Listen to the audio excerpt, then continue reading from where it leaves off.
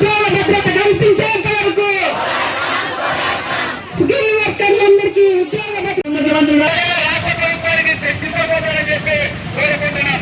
అదే రకంగా గత ప్రభుత్వంలో 42 రోజులు ఇదే పెట్టు అంగన్వాడీలో రాష్ట్రంలో దాదాపు 3,50,000 మంది పైగా స్కీమ్ వర్కర్లు పనిచేస్తున్నారు. వారందరూ కూడా కేంద్ర ప్రభుత్వం రాష్ట్ర ప్రభుత్వాలు అమలు చేస్తున్నటువంటి సంక్షేమ పథకాలు ప్రజల వద్దకు తీసుకెళ్లి ప్రజల ప్రయోజనాల కోసం నిరంతరం పనిచేస్తున్నారు. వారికి ఎటువంటి చట్టబద్ధత లేనటువంటి హక్కులుగా ఉన్నారు. వాళ్ళు కనీస వేతనాలు అమలు చేసేటువంటి పరిస్థితి లేదు. స్వాతంత్రం వచ్చి 78 సంవత్సరాలు గడుస్తున్నప్పటికీ నేటి కూడా రాజ్యాంగం కల్పించినటువంటి సమాన పనికి సమాన వేతనం కల్పించడంలో రాష్ట్ర ప్రభుత్వం ఘోర వైఫల్యం చెందింది. 45 సంవత్సరాల పైగా సుదీర్ఘ రాజకీయ అనుభవం కలిగినటువంటి ముఖ్యమంత్రి గారు, అందుకని ఈ రాజకీయ అనుభవం అంతా స్కీమ్ వర్కర్లు కనపడట్లేదని చెప్పేసి ఈ సందర్భంగా వేస్తున్నాం. దాదాపు 300% పైగా నిత్యావసర ధరలు పెరిగినాయి. కేవలం వాళ్ళు 11,000, 10,000 రూపాయల వేతనం ఇస్తే ఏ రకంగా తమ కుటుంబాలు పోషించుకుంటారని చెప్పేసి ఈ రోజు స్కీమ్ వర్కర్లందరూ కూడా ప్రశ్నిస్తున్నారు. మేము అధికారంలోకి వస్తే రాబోయేటువంటి రోజుల్లో ఖచ్చితంగా వేతనాలు పెంచుతాం, కనీస వేతనం అమలు చేస్తాం. గత జగన్మోహన్ రెడ్డి స్కీమ్ వర్కర్లు ప్రత్యేకించి మహిళా సాధికారత పేరుతో మహిళలందరూ మోసం చేశారని చెప్పారు. ఆ మోసం మేము ఎట్టి పరిస్థితుల్లో చేయము. కూటమి ప్రభుత్వం ఇచ్చిన మాట తప్పదు అని చెప్పారు. 2 సంవత్సరాల పైగా గడిచింది. ఎందుకని కూటమి ప్రభుత్వం ఇచ్చిన హామీని అమలు చేయట్లేదని చెప్పేసి సిఐటిగా ఈ రోజు రాష్ట్ర ప్రభుత్వాన్ని కూటమి నాయకత్వాన్ని ప్రశ్నిస్తాం. గత ప్రభుత్వ హయాంలో అంగన్వాడీలు పెద్ద ఎత్తున ఆందోళన చేశారు. 42 రోజుల పాటు సమ్మె చేస్తే ఆ ప్రభుత్వమేమో ఎస్మా ప్రకటిస్తామని చెప్పేసి భయపెట్టింది. ఆ భయపెట్టడానికి ఏమీ భయపడట్లేదు, ఏమన్నా చేసుకోబోయని చెప్పారు. అందుకని ఈ ప్రభుత్వం కూడా అట్లాంటి భయానికి పెట్టేట్టుని ప్రయత్నం చేస్తారు. భయపడడానికి ఎవరు సిద్ధం లేరు. ఖచ్చితంగా కావాల్సింది కనీస వేతనం అమలు చేయాలి, చట్టం ప్రకారం ఇవ్వాల్సినటువంటి హక్కులను ఇవ్వాలి, గ్యారెంటీ ఇవ్వాలి, బోనస్ ఇవ్వాలి. అట్లాగే వృద్ధాపంలో ఉన్నప్పుడు రిటైర్ అయిన తర్వాత పెన్షన్ సౌకర్యం కల్పించాలని చెప్పేసి కోరుతున్నాం. గుజరాత్ హైకోర్టు చెప్పింది స్కీమ్ వర్కర్లు ప్రభుత్వ సంక్షేమ పథకాలు అమలు చేస్తున్నారు, వాళ్ళన్నీ కూడా భాగస్వామ్యం చేస్తున్నారు. అందుకని వాళ్ళు 4వ తరగతి ఉద్యోగులుగా 3వ తరగతి ఉద్యోగులుగా గుర్తించాలని చెప్పేసి గుజరాత్ హైకోర్టు చెప్పింది. హైకోర్టు తీర్పును అమలు చేయాలని చెప్పేసి కోరుతున్నాం. ఈ రోజు ఆంధ్రప్రదేశ్ హైకోర్టు కూడా చెప్పింది ఏదైతే ప్రభుత్వ శాఖలో పనిచేసిన ఉద్యోగుల్ని శాశ్వత పని అయితే శాశ్వత ఉద్యోగులుగా గుర్తించాలని చెప్పేసి చెప్తాను. అందుకని శాశ్వత ఉద్యోగులుగా గుర్తించాలి. ఈ స్కీము ప్రజలు ఉన్నంత కాలం ఉండాలి. పౌష్టికారం ఈ రోజు పేదరికం నిర్మూలన ఉన్నంత కాలం ఇది నిర్మూలన అయినంత వరకు ఈ స్కీమ్ వర్కర్లు పనిచేసే అవకాశం ఏర్పడుతుంది. అందుకని పేదరికం అంతం చేయరు. ఎందుకంటే పేదరికం ఉంటేనే పాలక వర్గాల ప్రయోజనాలు నెరవేరుతాయి. కాబట్టి అప్పటిదాకా ఈ వర్కర్లు పనిచేసిన పరిస్థితి ఏర్పడుతుంది. అందుకని శాశ్వత ఉద్యోగులుగా గుర్తించాలని చెప్పేసి ఈ ప్రభుత్వాన్ని డిమాండ్ చేస్తాం. లేని పక్షంలో దశల వారీగా ఉద్యమాన్ని మరింత ఉధృతం చేస్తామని చెప్పేసి రాష్ట్ర ప్రభుత్వానికి హెచ్చరిక చేస్తున్నాం. నాగేంద్ర కుమార్, సిఐటి జిల్లా ప్రధాన కార్యదర్శి. ఈ రోజు స్కీమ్ వర్కర్లకి కనీస వేతనాలు 26,000 ఇవ్వాలి, అలాగే ప్రభుత్వ ఉద్యోగులుగా గుర్తించాలి అని దేశవ్యాప్తంగా స్కీమ్ వర్కర్లందరూ రోడ్డు మీద వచ్చిన పరిస్థితి. ఈ రోజు ఈనాటి ధరలకు అనుగుణంగా స్కీమ్ వర్కర్లకు వేతనాలు రాలేదు. మరి ధరలేమో విపరీతంగా గ్యాస్, వంట గ్యాస్ అయితేనేమి, పెట్రోల్ అయితేనేమి, నిత్యావసర వస్తువులు, పప్పు, ఆయిల్, ఉప్పు, ప్రతి ఒక్కటి ధరలు పెరుగుతున్నాయి. కానీ స్కీమ్ వర్కర్లకు మాత్రం వేతనాలు మాత్రం 10 సంవత్సరాల కిందట ఏది ఉందో అదే ఉంది. ఈ రోజు వేతనాలు సరిపోక స్కీమ్ వర్కర్లు అప్పుల పాలు అవుతున్నారు, చాలా ఇబ్బందులకు గురవుతున్నారు.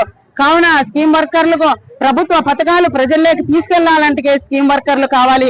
మరి స్కీమ్ వర్కర్లకు వేతనాలు పెంచమని మేము అనేక దఫాలుగా అనేక సంవత్సరాలుగా అడుగుతున్నప్పటికీ కూడా 10 సంవత్సరాల నుంచి స్కీమ్ వర్కర్ల కనీస వేతనాలు పెంచలేదు. అందుకని ఈ రోజు స్కీమ్ వర్కర్ల కనీస వేతనం పెంచాలి అనే ధర్నాకి మేము వచ్చిన పరిస్థితి. కావున ఏదైతే ఉందో ప్రభుత్వం, రాష్ట్ర ప్రభుత్వం ఇచ్చిన హామీని మొన్న 42 రోజుల సమ్మె కాలంలో మా టెంట్ల దగ్గరికి వచ్చి మేము అధికారంలోకి వస్తే అంగన్వాడీలకు సమస్యలన్నీ పరిష్కారం ఇస్తామని చెప్పిన ప్రభుత్వం ఈ 2 సంవత్సరాలు అయినప్పటికీ కూడా హామీని అమలు చేయలేదు. కాగా గ్రాడ్యుటీ అమలు చేశారు. గ్రాడ్యుటీ రిటైర్డ్ అయిన వాళ్ళకి మాత్రమే గ్రాడ్యుటీ ఇస్తామంటున్నారు. కానీ గ్రాడ్యుటీ చట్టం ప్రకారం మధ్యలో ఆపేసినా కూడా, చనిపోయినా, మరణించినా కూడా గ్రాడ్యుటీ వర్తింప చేయాలి. మరి అలాంటి అందరికీ గ్రాడ్యుటీ వర్తింప చేయాలని, అలాగే తల్లికి వందనము కొంతమందికి మాత్రమే వర్తిస్తుంది.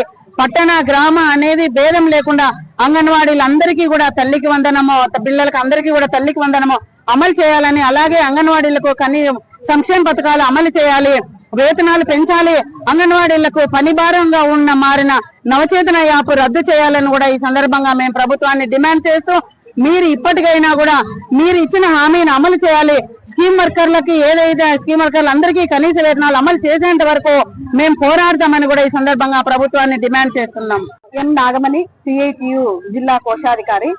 ఈ రోజు ప్రధానంగా కేంద్ర రాష్ట్ర ప్రభుత్వ స్కీముల్లో పనిచేస్తున్న స్కీమ్ వర్కర్లందరికీ ఉద్యోగ భద్రత కల్పించాలని, కనీస వేతనాలు అమలు చేయాలని, సంక్షేమ పథకాలు వర్తింప చేయాలని ఈ ధర్నా కార్యక్రమం నిర్వహిస్తున్నాము. ప్రధానంగా స్కీముల్లో పనిచేస్తున్న ఆశా వర్కర్లలో వితంతువులు, ఒంటరి మహిళలు ఉన్నారు. ఈ ప్రభుత్వం అధికారంలోకి వచ్చిన తర్వాత వితంతువులు, ఒంటరి మహిళలకు గతంలో వచ్చే పెన్షన్ కూడా CFMS ద్వారా 10,000 రూపాయలు వేతనం వస్తుందనే పేరుతో పెన్షన్ సౌకర్యం కూడా లేకుండా చేశారు. ఆ పెన్షన్ సౌకర్యాన్ని పునరుద్ధరించాలని చెప్పేసి డిమాండ్ చేస్తున్నాం. అదేవిధంగా ఆర్పీలు, VOAలు వీరి బతుకులంతా కూడా గాల్లో దీపంలోనే ఉంటుంది.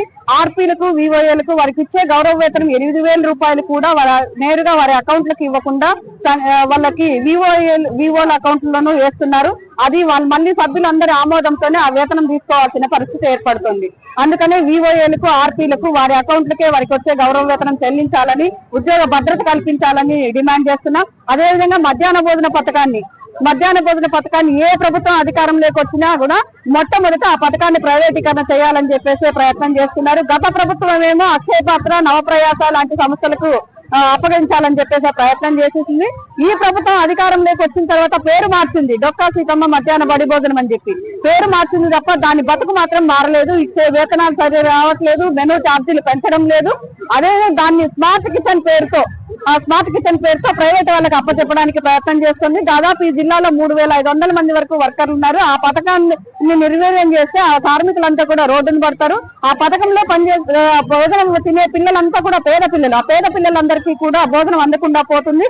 అందుకనే ఈ పథకాలన్నీ కూడా సరైన బడ్జెట్ కేటాయించి నిధులన్నీ కూడా పెంచాలని చెప్పేసి డిమాండ్ చేస్తున్నాము. ఈ నిధులు పెంచి కార్మికులందరికీ కూడా ఉద్యోగ భద్రత కల్పించాలి, సంక్షేమ పథకాలన్నీ కూడా వర్తింప చేయాలని ఈ సందర్భంగా డిమాండ్ చేస్తున్నాం.